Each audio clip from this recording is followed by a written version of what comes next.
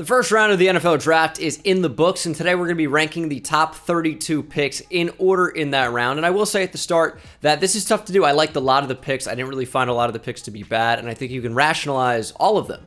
So this is a ranking based on not only the player taken at the spot, but the associated value as well. Not only positional value, but where that player probably fell in terms of league draft board. So a lot of estimation, a lot of projection, and we're ranking these picks. So just because someone's number 30 out of 32 doesn't mean it's necessarily a bad pick, just worse than some of the other ones based on some teams that may have gotten luckier with the player falling to them or for reasons X, Y, and Z. We'll talk about it. But yeah, just because a player's farther down the board doesn't mean it was a bad pick for the team. Just got to rank all these together, right? And some teams just got really, really lucky in some cases with the player falling right into their laps. So let's go ahead and get it started with number 32. This video is sponsored by DraftKings Sportsbook. And guys, it's playoff basketball. This is the best basketball you're going to see all year, so why not spice it up even more? If you want to get in on the playoff action, new customers can bet $5 on any team to win $150 in free bets instantly with DraftKings Sportsbook, so you win no matter what. Every single DraftKings Sportsbook customer can also bet during the first round with same-game parlays. Of course, when you combine multiple bets from the same game, you'll get a bigger payout if you're correct. The more legs you add, the more potential money you can win. For those more interested in the fantasy aspect, yeah, they got you covered. Huge daily fantasy sports contests every day of the NBA playoffs. You can do that if you're interested in that as well. And there's no better opportunity. As I mentioned, DraftKings is offering new customers a chance to win $150 in free bets instantly once a new player downloads and places only a $5 or more wager on any basketball game. So download the DraftKings Sportsbook app now. Use promo code BENGAL. And again, when you bet $5 on any basketball team to win their game during the playoffs, you get $150 in free bets instantly. So that's promo code BENGAL at DraftKings Sportsbook, and thank you to DraftKings for sponsoring the video. We'll kick things off with Tyler Smith, a tackle / guard out of Tulsa. Probably going to end up playing guard for the Cowboys. The reason that this is the lowest on the list is because he's probably not a day one starter. He's not technically very sound at the moment, but he is a really, really good athlete. It would not shock me if he ends up being a very solid player, but with projection, we have to scale things back a little bit in terms of the overall ranking. It was a little bit early for Tyler Smith. That was in the case of someone like Dane Brugler. He had him very low on his board, I think maybe 60 to 70 or so. I think Daniel Jeremiah had him as his number 50 player overall. So yeah, it's not a shock based on upside that Tyler Smith got into the first round. That really is not that surprising, but this is just a pick that could end up backfiring for Dallas, so it is going to be number 32 on this list. He's just not really a day one starter. We'll have to see if Dallas can coach him up and make him a superstar caliber offensive lineman. Next up, I have Cole Strange out of Tennessee, Chattanooga. And the reason that Cole Strange is higher than Tyler Smith is because he is probably a day one starter. He's technically quite good, and he was really, really good at the Senior Bowl. He's a day one starting guard and probable eventual starting center for the Patriots in the near future over the next few years or so. It kind of depends on their roster outlook, but this is a day one starter that was probably drafted a little bit ahead of where you'd probably expect to see him go. He wouldn't have been that shocking to sneak into the second round, but at the back end of the first, it does feel a little bit early. But if he's offensive guard 3 on the Patriots board and they really wanted to address that position in round 1, I don't really hate the pick. It just seems a little bit early for Cole Strange, where a lot of teams slapped a round 3 grade on him. I totally respect the Patriots' offensive line evaluations. Are really, really, really good at that. So I do not hate the pick. I think he's a day one starting right guard for the Patriots, but he was drafted a little bit too early based on some other projections. At the 30 spot, I have Lewis Cine, safety out of Georgia, who was taken with the last pick of the first round. And this isn't so much about Lewis Cine, but it was about the Vikings in this draft because they traded down from 12 to 32. According to the widely used and accepted Jimmy Johnson trade value chart, the Vikings gave up 1,640 points of value and received just 1,410 points in return. Minnesota ended up they had 12 and 46 going to Detroit, whereas Minnesota recouped 32, 34, and 66. Yes, they wanted more swings of the bat, but you gave up a lot of value and used it to take Lewis Cine at the back end of the first round. it's just not a great overall pick for Minnesota in terms of what they gave up to a division rival. So for that reason, I have this pretty low. Lewis Cines a player I like. It was, I think, widely agreed upon that he would sneak into the first round, or he at least could. He's a good player, heat-seeking missile at strong safety. Definite need for the Vikings, and especially teaming up with Harrison Smith, at least out of the gate. This is a really fun matchup. Remains to be seen what Cam Bynum's going to do, but I just didn't like what the Vikings did to get Lewis Cines, which is trade back a lot with the division rival, and in my opinion, not getting a ton of value in return.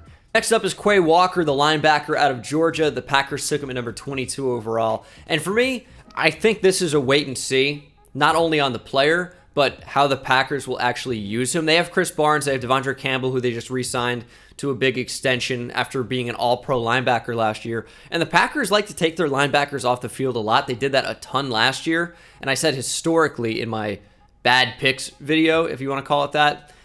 But they did it last year. So when I say historically, I mean last year. They took their linebackers off the field a lot.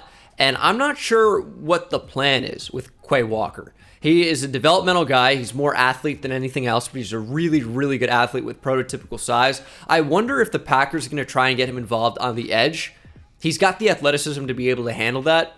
It'll be really interesting to see what his eventual role is. I really don't hate the pick in terms of upside.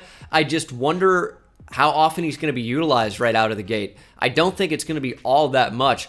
It's going to have to be someone that develops a little bit before he sees any significant playing time. But great athlete. It would not shock me if he ends up being a really, really good player. But for the Packers, you were in a tough spot with all the receivers off the board by this point. I don't mind taking a shot at an athlete, but this is where Quay Walker falls in my draft pick rankings. At number 28, I have the Titans getting Treylon Burks at pick number 18, of course, in the first round. And I like Treylon Burks. I really do. I think he's a good player. The problem with this is in order to get Treylon Burks at number 18, you traded A.J. Brown, and that just is not going to be acceptable. Treylon Burks is going to end up playing a pretty similar role if I had to bet, but he's not A.J. Brown. A.J. Brown is one of the best receivers in the league. Yeah, he's not top 5, maybe not even top 10, but he is a top receiver in the league. There's so many talented receivers, and A.J. Brown is a stud, and he's only 24 years old. You get Treylon Burks, who's just a couple to a few years younger, and not the player that A.J. Brown is, at least not yet. So I do have to have this lower because of what you gave up to get him. It was like, what, Treylon Burks for A.J. Brown and a 4th round pick, something like that. Not great for Tennessee, but Burks is a decent player, so I'm excited to see what he can do in this Tennessee offense, and hopefully he gets a lot of scheme touches. Next up, I have the Bills taking Kaiir Elam, corner out of Florida, taken at number 23 overall, and I thought this was a decent pick. They moved up to get him. They traded back with the Ravens, or the Ravens traded back with the Bills for Kaiir Elam. I thought it was decent value. I think he's probably a day one starting corner for Buffalo. Corners were flying off the board. Trent McDuffie just went at number 21 overall. The Bills didn't want to risk it, and they obviously preferred Kaiir Elam to Kyler Gordon or Andrew Booth Jr., so I really don't mind going up and getting your guy at 23. I thought it was just decent value. This is not like an overwhelmingly great pick. That's why it's a little bit closer to the bottom of this list, but it was just a fine pick. Chris Olave to the Saints at number 11. The Saints moved up to get Olave at 11, just one pick after Garrett Wilson at number 10. And it's not really a pick I hate. You did have to move up to get him, so I'm kind of factoring that in a little bit here. Olave is definitely good. I think he's a really good pairing with Michael Thomas as well.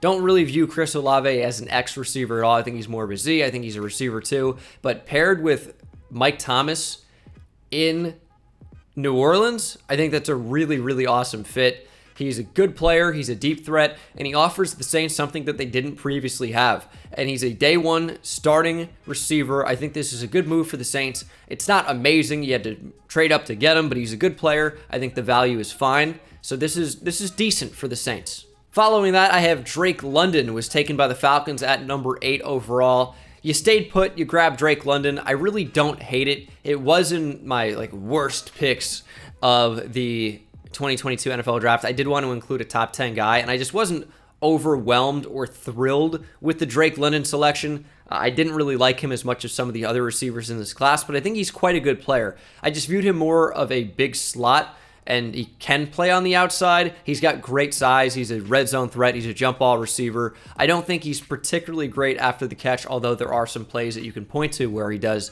make some guys miss, but it just doesn't happen very routinely, especially not for a big body. I just wonder what his role is going to be with the Falcons. This is not a pick that I really dislike. I just wanted to talk about it as a top 10 player that I was kind of surprised to see go in the top 10, but based on his size and the way he moves, I think he's going to be a pretty good player.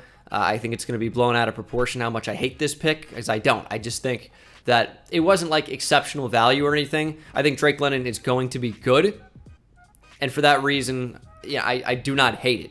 But I thought some other receivers might have been worth this pick a little bit more, and really I wanted to see the Falcons build in the trenches first and build up the front. I thought there were some great defensive and offensive linemen on the board at this spot, but the Falcons chose to go a different direction, not trade down if they had the option to, and take Drake London. Again, I don't hate it, but it wasn't one of my favorites. At number 24, I have the Commanders taking Jahan Dotson at pick number 16. This was an interesting one because you traded down from 11. In the process, you lost out on Chris Olave. You lost out on Jameson Williams, who I view as maybe the best receiver in the entire draft. And for that reason, I don't love the pick, but you did get some decent value in return, and I do like Jahan Dotson as a player and as a prospect. I think he's going to fit in really well with Washington. This is a smaller receiver, but with a big catch radius. Great hands. He is a deep threat. I think he's going to be a good player, but I just didn't love trading back and missing out on some of the other players that went in that window that I thought would have been really good fits for the Commanders. But Dotson's not bad at all. I really don't mind this whatsoever. Number 23 is the Saints taking Trevor Penning at 19. I thought they did a really good job of just waiting for him to fall. There were a lot of tackle-needy teams in front of them, but they ended up going different directions. And I think Trevor Penning is decent value at number 19. Yeah, he's a little bit raw, but he's got as prototypical size as you can get. He's a big dude and extremely athletic. I view him pretty highly, and I think going to the Saints is a really good fit for him. He's probably going to end up having to be their starting left tackle at some point. I'm not sure if that's right away, but that surely would be the long-term goal for Penning. And I thought it was just a good way of waiting for him to get to you at 19, not having to move up. Chargers didn't take him. Ravens didn't take him.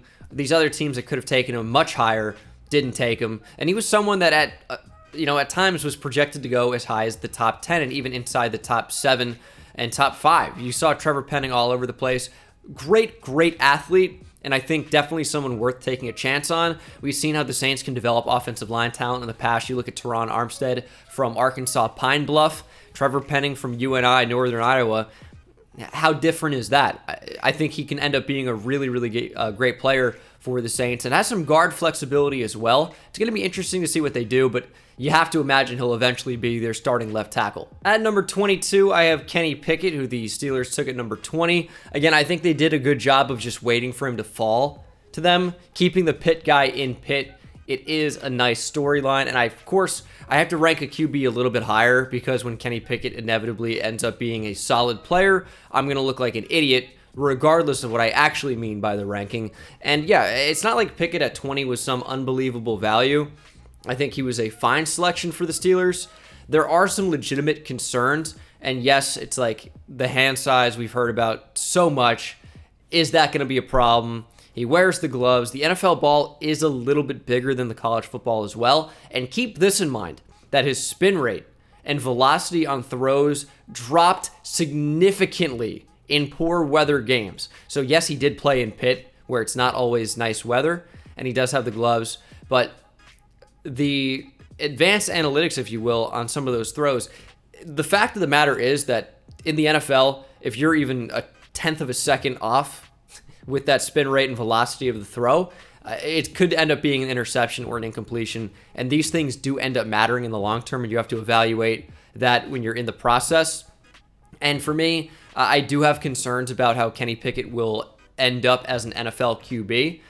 Again, I don't hate the pick at number 20. That's why it's not near the very bottom of this list. But I also don't love it. I don't think it's amazing. But I still think he will end up being a decent player for the Steelers and their eventual starting quarterback. This is kind of where the range starts of just decent value picks. And Jordan Davis at 13, I don't think is overwhelmingly good value. But let's be honest. Let's be real about something. Jordan Davis is a really good player. And getting him at 13, I think, is fine value.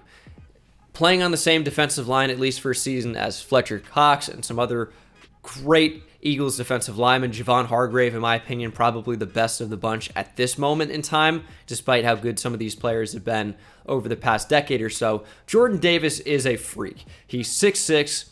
He tested at 340 and was freakishly athletic in every single test. And he also at times looks like a freak on game day as well, where he's probably closer to 350 or 360. He's a big dude. My only question is what his actual playing weights can end up being and whether or not he can become an elite pass rusher at the position. But he doesn't have to be, since he's so amazing as a nose tackle. Just the ability to eat up blocks and eat up space the way that Jordan Davis can do, it's going to create a lot of opportunities for pass rushers on this Eagles defensive front, whether that's Fletcher Cox or Javon Hargrave or the edge guys. Jordan Davis is a day one starting nose tackle on any team in the league, and he's exceptional at being a nose tackle. It's just the value associated with nose tackle isn't exactly very high. That's why it's a little bit lower on this list. We'll have to see if Jordan Davis can develop as a pass rusher. But yeah, the player is really, really good. At number 20, I have the Texans taking Derek Stingley Jr. at 3.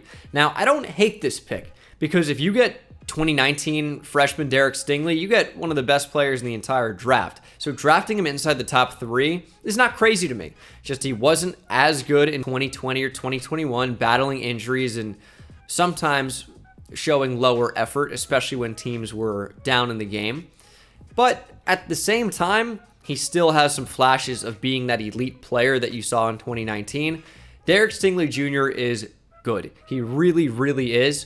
So again, not a shock that he goes at number 3 overall. Just I can't rank it too highly because it's not like you're getting an absolute steal at the number 3 spot. It is number 3 in the draft, and there are some questions with Derek Stingley in terms of effort and injury concerns. Injury to me is the big thing. I don't think effort really is going to be a big issue in the NFL. We'll have to see, of course. Remains to be seen. But Stingley was just a decent pick at 3. You could end up with a really, really, really good player here. Now, into the teens, we have Trayvon Walker at number 19. Jags took him first overall. And this is kind of like Derek Stingley in a way where he does have some questions, but the athlete is so unbelievably rare. You just don't find that combination of arm length, which is so important on the defensive line, and agility at that size. It's not even just speed of running like 4.5 in the 40, right? It's the agility is unbelievable. His change of direction is phenomenal. And for somebody at 6'5", 270 plus, you just do not ever see a type of athlete like this. And yes, we're focusing on the athletic ability because he's kind of unproven as a true pass rusher. He is a great run defender right away. He's experienced playing all over the defensive line, and he probably in the NFL could play anywhere from 3 technique to the wide 9. He's that type of an athlete where he can go literally from a defensive tackle alignment to a stand-up outside linebacker, and he can move so well in space. Like, the only thing we don't know about Trayvon Walker is how good he's going to be as a down-to-down pass rusher, which is a big concern for taking a player at number 1 overall. But we know already, he can do everything else, and he can do things that other edge players cannot do. And it's not some steal at number 1 overall. It's the first pick. You had your choice of anybody in the draft. He has as much upside as anybody, but there are some question marks. That's why he's a little bit farther down, and he's taken at number 1. But he's as much upside as anybody. At number 18, I have the Seahawks taking Mississippi State offensive tackle Charles Cross at number 9. I thought it was a good pick, again, like some of the other ones that we talked about, like Penning at 19. The Seahawks didn't have to move up to get him. They waited for Charles Cross to kind of fall into their lap. I think it's really good value at number 9 just because he's a really solid player. Starting left tackle, day 1, great pass protector, and the Seahawks finally invest in offensive line after Russell Wilson is gone, funnily enough. But Cross is just a good player, and taking him here at 9, I think is good value. Like the pick. At number 17, I have Garrett Wilson, who was taken number 10 from Ohio State by the Jets. And Wilson's just a really good player, super high floor guy. He's probably going to be quite a good player, even if he's never in the elite territory, which he could be, but very good route runner, very sudden, very explosive, create separation. I find him to be quite good at the catch point and after the catch as well. He's just a really talented receiver, and getting him at 10, it's not some crazy steal, not some crazy value, but it's quite a good player at this number 10 spot, and that's what you're looking to go into the draft and do. And the Jets, I think, did very, very well, as this is only their first pick, right? First pick showing up on this list. At number 16, I have the Ravens taking Kyle Hamilton, safety out of Notre Dame, at number 14 in the draft. And I think immediately your gut reaction might be, this is way too low. Kyle Hamilton at 14 was an absolute steal. But no, I just think it's the proper value for Kyle Hamilton. I think 14 is fine for a safety that's probably going to end up being a strong safety. He went to the best possible situation for him. I think based on the Ravens getting him and him probably playing strong safety, there could not really be a better fit for Kyle Hamilton in the entire draft. I really do like this for Baltimore, but I just don't find it to be any crazy steal. I just think it's a really solid pick for them in terms of value on the board. He is a safety. He shouldn't be going top 5 or probably not even top 10. I think 14 is just good value for the pick. I didn't view Kyle Hamilton to be the best player in the draft, but I think middle of the first round, you're getting a good player at a good spot. Ravens did well. At number 15, I have the player taken at number 15. That's Kenyon Green, the guard from Texas A&M. I like the pick, man. It's middle of the first round. He might be the best guard in the draft. I know a lot of people had Zion Johnson ranked a little bit ahead of Kenyon Green, but they're different players is how I view it. Kenyon Green is perfect in a power run scheme, and I think that's kind of where the Texans should look to go. And Green is just a day one plug-and-play left guard with experience starting at 4 of the 5 offensive line positions, left tackle, left guard, and right tackle. I think he's just a really, really solid player. I like the Texans building up front. Their offensive line starting to look a little bit better now. You get Laramie Tunsil at left guard, or at left tackle, Kenyon Green at left guard. You can finally move Titus Howard back to tackle, where he's way more natural at right tackle. So I think the Texans line is really improved, and it's not just taking Kenyon Green at 15. It's the ability to move Titus Howard back to tackle where he can actually play the position, and Green is a plug-and-play day one starting left guard. Really like the pick for the Texans. And kind of the same thought process here for the Chargers. Had to improve the offensive line. Right guard and right tackle were looking mighty thin. You get Zion Johnson, day one plug-and-play right guard. You took him as the second offensive guard off the board, and he might be the best guard in the class. I think it's good value here at 17, and a really good pick for the Chargers at a position of need. Like it. At number 13, I have the Jets taking Cincinnati's Ahmad Sauce Gardner at number 4 overall. And this is a little bit lower just because you are taking the guy at number 4, and it's not like he was the best player in the entire draft, but he certainly is one of them. I thought it was decent value, and especially at a position of need. Your day one starting outside corner with Bryce Hall, and the Jets secondary is starting to look quite good in my opinion. Sauce Gardner is a great pickup. And I don't want you to think that this is ranked especially low at 13. It's just we do have to keep in mind that he was drafted at number 4 overall. Quite a good player, but it's not like it was some steal. I think the earliest he could have gone was number 3. They took him at 4, whereas like he's a top 5 to top 10 player in the draft. One of the best corners, if not the best corner. It's a really, really good pick, but I don't view it as some amazing steal. Following that, I have Devontae Wyatt out of Georgia, taken number 28 overall by the Packers. I thought it was a great pick. Yeah, he is a little bit older. There are some legitimate off-field concerns, and he does have shorter arms. Those are the knocks on him. But when you want to look at the positives, you got him at 28. I think that's the value you want to take this player at, and he is an incredible player. Maybe the best interior pass rusher in the class as in terms of like pure defensive tackles, depending on how you view Logan Hall. I like Wyatt more, and I thought he should have been drafted higher. I love Devontae Wyatt. I thought this was great value at 28. And yeah, the Packers need receiver. There wasn't really one worth taking at this spot, so I completely agree with the Packers looking to go defensive line. Devontae Wyatt's really, really good. He was my favorite defensive tackle in the class. Hard to hate this at number 28. Then after that, we have Devin Lloyd, linebacker out of Utah, taken at number 27 overall by the Jags. Devin Lloyd's great. He's a starting probable Sam linebacker for the Jags right away. I like Devin Lloyd a lot. I think you can make a real argument that he is LB1 in the class, and I would definitely agree with you. And you got him at number 27. I think it's just really, really good value for a really good player. His instincts are as good as anybody's in this draft at any position. He is a great, great linebacker, great athlete, despite not testing so well. I think he can play a number of positions for the Jaguars, whether it's Mike or Sam linebacker, and then even get edge snaps as well. I think the Jags have done really, really well to better their defense. And you look at some of their young stars. You look at Josh Allen Trayvon Walker for the future, Devin Lloyd added to that mix as well. I think the Jags are moving in the right direction, to say the least. But yeah, they're certainly not there yet. But I think, again, they've done quite well in the draft. At number 10, I have the Lions taking Aiden Hutchinson with the second pick. And I have this high because I think it was just the smart pick for Detroit. You know you're going to get quite a good player. I do like the hometown story of keeping him in Michigan. And yeah, Aiden Hutchinson's a beast. I know a lot of guys that had him as the number 1 player in the entire draft. I thought he was a little bit beyond that, but still quite comfortably sitting inside the top 5 to top 10.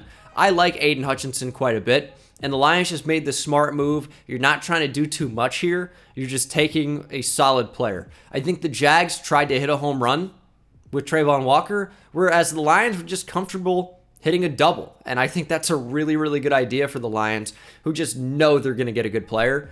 And yeah, Hutchinson is going to be quite good, I imagine. At number 9, I have the Panthers taking Ikem Ikiekwonu at number 6. This is a great pick. I mean, the Panthers had such a desperate need at left tackle. They love these finishers, these maulers in the run game. That's what Ikwonu is. He can play left guard as well. And look at Taylor Moton, Panthers fans. You guys know about him. He's got versatility. He moves all across the line. This is your Taylor Moton type guy. Yeah, you keep him local as well. The NC State product staying in the Carolinas. Love to see that. So this is just great. Keep him in the same state. Keep him around his support system already. Love that. On top of the great player that you're getting at number 6, and you didn't even have to move up. This is a guy that could have gone at number 1 overall. He could have been taken at number 3, number 4, number 5. You got him at number 6. You got to be really, really happy about this if you're Carolina. This is an incredible selection for the Panthers, and that's why it's a top 10 pick in the draft for me. At number 8, I have George Karlaftis, defensive end out of Purdue, being drafted by the Chiefs at number 30. This was another great pickup for me. You waited until 30 to get him. Karlaftis is just a really, really solid player. I think you can make an argument for top 15 in the entire draft. He can move across the defensive line, and that's going to be especially important for the Chiefs that can line him up anywhere from probably the 5 to 7. I don't think he's ever going to be like the wide 9 type edge rusher. But if you get him on a runway, it might not be a bad idea if you can get him in a one-on-one. He's going to be a pretty good run defender. George Karlaftis is just a really solid player, and edge was such a big need for the Chiefs. They needed to upgrade pass rush so heavily. They went out, they got a bunch of receivers in free agency. It's something you can address on day 2 of the draft. I believe they have 2 picks inside the top 60 or 62. So the Chiefs are in a really, really good situation, maybe in the top 64. But Karlaftis is just really good value here. 30, had to include it in the top 10. At number 7, I have the Ravens trading down and getting Tyler Linderbaum. When you look at the full details of this trade, it is Hollywood Brown to the Cardinals for number 23 overall. Like there was a 4th round pick involved, but that's essentially what this comes down to. The Ravens have so many 4th round picks. It's unbelievable. And then they traded down with the Bills to number 25 and picked up Tyler Linderbaum. And the reason I have this so high is he's a top 10 player in the draft, definitely the best center by a mile, and they did not have a center on roster, I don't even think. You got rid of Bradley Bozeman, lost him in free agency to Carolina. Linderbaum is just a day 1 starting center.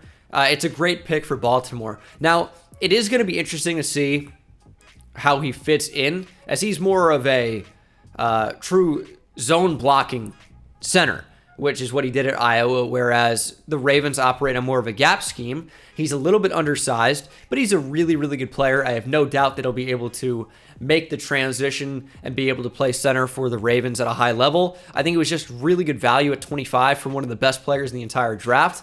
Like, when you consider positional value, it isn't as great, but when you consider the player, he could end up being one of the best centers in the league. Great pick. At number 6, last pick outside the top 5 here, I have the Lions trading up to 12 and getting it Jameson Williams. Man, the Lions fleeced the Vikings. I talked about it at the back end with the trade value. The Lions basically ended up with more value to move up in the draft somehow with a division rival to get a position that the Vikings probably could have been targeting. Jameson Williams would have been a really good fit in Minnesota, but the Lions get great value to move up to 12 and take him instead. I don't really even know how they managed to do this. It kind of doesn't make any sense for the Vikings, but for the Lions, you get maybe the best receiver in the entire draft when healthy. He is such an unbelievable deep threat and is going to be so fun to watch in Detroit for the Lions. I mean, the Lions did very, very well, and just fleecing the Vikings in the process, unbelievable. And you got maybe the best receiver in the whole class. Into the top 5 now, I have Dax Hill, who the Bengals took at 31, the safety slash slot corner out of Michigan. I think he's going to end up being the Jesse Bates replacement. That would have to be my guess. Now, they already have a nickel corner in Mike Hilton. Do they try Dax Hill on the boundary? It's possible. He's a great athlete, good size as well. I think he can play corner. I think he's especially a nickel corner, but I would see, or I'd be interested to see if the Bengals want to try him on the boundary at least. I think he could be a starting free safety. He's just an incredible player, and for me, he was an easy top 15 player in the draft, and the fact that he was available for the Bengals at 31, it just is incredible value to me at both a position of need and getting the best player available. He is such a talented player, and the Bengals just, they waited and waited and waited till their pick at 31 and came away with the steal. I had to include it in the top 5. Giants bias coming out. I have Kayvon Thibodeau at this selection. Giants took him at number 5 overall. He wears number 5. He's a monster edge rusher out of Oregon, and this is just kind of based on my own evaluations. I had Kayvon Thibodeau as a number 2 player in the draft, and I think he could have been in that conversation for the 1 spot, and the Giants got him at 5. For that reason alone, I think this is a steal. Now, you could argue, like, why do you have Ahmad Sauce Gardner lower? And it's just, I don't think Sauce Gardner was in, any type of competition for that number 1 spot and being the best player in the draft, despite me viewing him very, very highly. For me, Kayvon Thibodeau is right up there for the best player in the draft. Even though I had Evan Neal a tick higher, I think Kayvon Thibodeau is incredible. I think the upside is immense. And the Giants getting him at 5, I think it's an unbelievable dream scenario for them. This is a great pick. At number 3, I have the Chiefs trading up for Trent McDuffie at 21. They had such a need at corner. And oh my God, is Trent McDuffie a good player?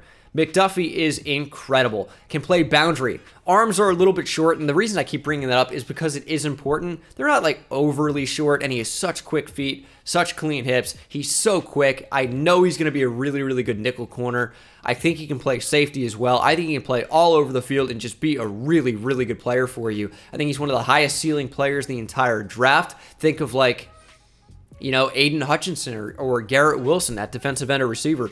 I love Trent McDuffie. He was an easy top 10 player for me in this draft, and the Chiefs got him at 21. Unbelievable value. Unbelievable. Not only the fact that he was available, but it was such a big need. You traded up to get him, but you didn't give away too much.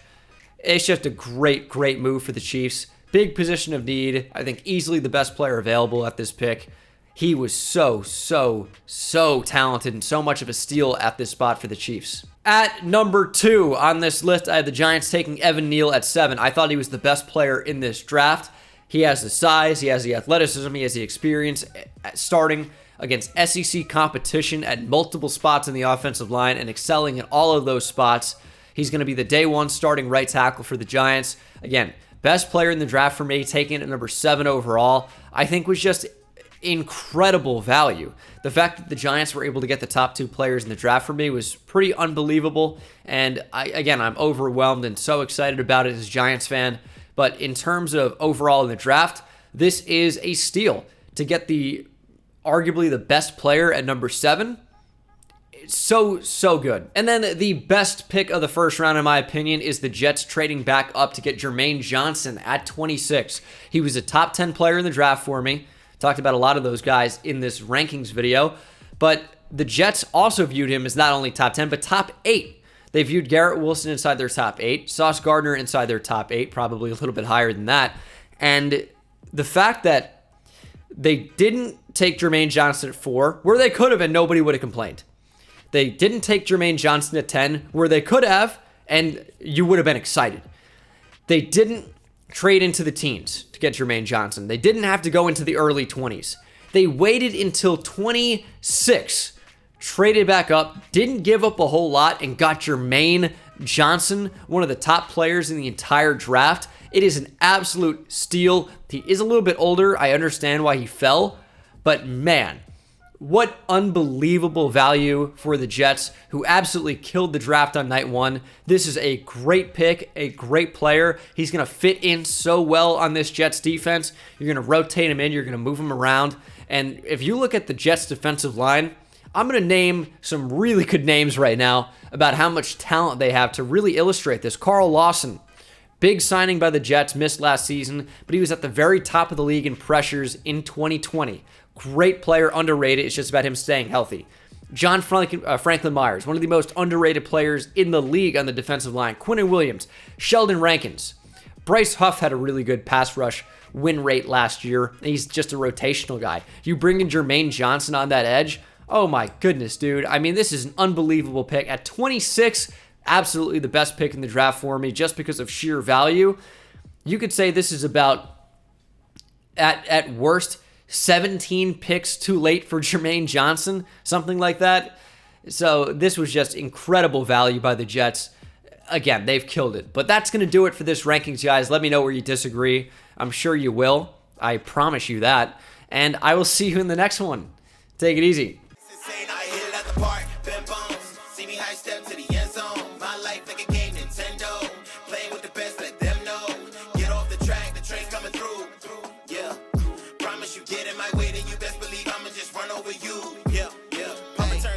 Back to the house, defensive joke. I'm laughing so loud. Speedbird's good.